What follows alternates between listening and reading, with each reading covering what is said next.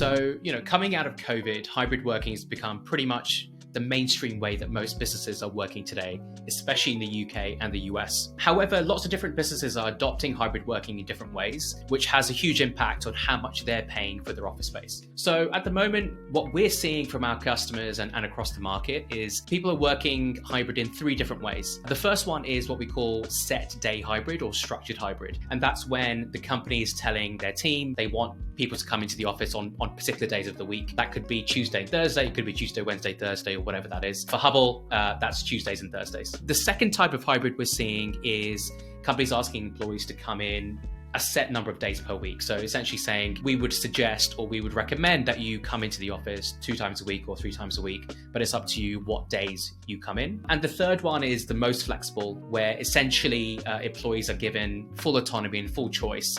They're essentially saying we have an office available for you, but it's really up to you when you come in. Each of those sort of different ways of hybrid working has different impacts on how much you're spending on office space and how much is really being wasted by empty desks. So if we look at the first one, which is set day hybrid, when you ask your employees to come in, say Tuesdays and Thursdays every week, in that sort of setup, having a part-time office is pretty much a no-brainer for your office. So essentially what you're saying is our team comes in just Tuesdays and Thursdays, and we just have an office that we pay for on Tuesdays and Thursdays. On the other 3 days, we don't have an office whatsoever. What that means is that on the days that you are paying for an office, you have full or maximum utilization. Your teams can come in and use that office. There is a regular rhythm and a cadence. And there's also an expectation that on those days, there'll be other people that are coming in. And so that sort of starts to address that empty office syndrome. Part-time offices for Hubble has been our fastest growing product in the past sort of 6 months or so. And we're seeing a huge amount of companies sort of adopt that set day hybrid, and that sort of simplifies hybrid working for everyone. It sets expectations between the employer and the employees.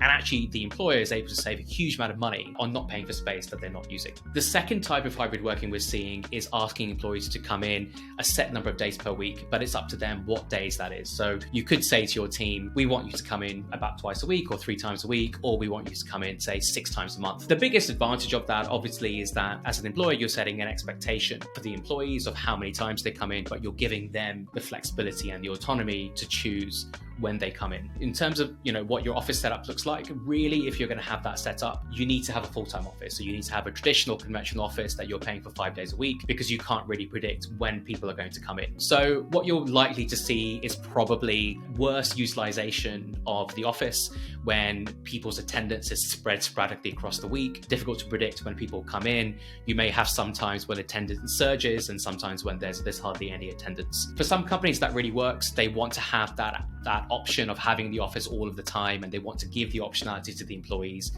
to figure out whenever they want to come in. But if you're a business that has that policy and you're afraid of sort of how much money you're losing on that empty office space, one way to address that is by moving to that structured day hybrid approach, where you open up that office maybe 2 to 3 days a week, and you'll tell your team exactly what days the office will be available. The third type of hybrid we're seeing really is that there is an office available by the company. The company is paying for access to this office. It's really fully up to the employees and the team to decide if and when they choose to use it. And so again, this is a really employee-friendly policy. However, it does sort of backfire with respect to the employer and the employee, because sometimes what ends up happening is this empty office syndrome, where people are coming in and actually they commuted all the way into town, they pay the cost of the travel, they pay the time of the travel, and they come in and hardly anyone else is in. So on the flip side, you have full autonomy and full flexibility on when you decide to come in. So it's really up to the team. Again, with respect to wasted office spend, this is where we see the most wasted office spend happening. Effectively, you can't really predict when people are going to come in,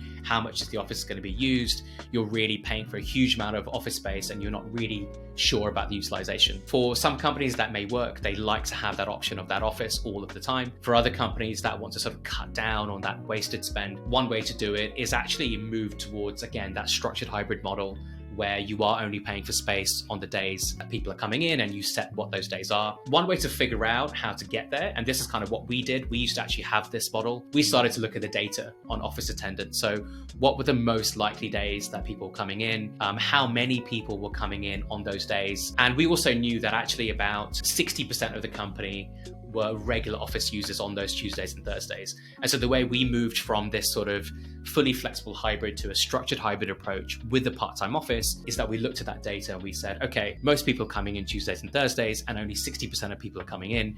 So we will take a part-time office for our business, but only 60% capacity. And the way that we address those days where more people are going to come in is that we're in a building that can sort of flex and has more breakout space, but we also give our team access to a product called Hubble on Demand, which can essentially open up on-demand access to your team as well on the days where perhaps you need to use the office on the days that you're not paying for, or also you're paying for overflow space, or perhaps people are traveling for work. So hopefully that helps you understand how the different types of hybrid working could affect your office spend. Really, the key takeaway here is that the more structured you are in your approach, the more the expectations are aligned between the employer and the employee, perhaps the better the office experience can happen because everyone's coming in at the same time, and also the more money you can save.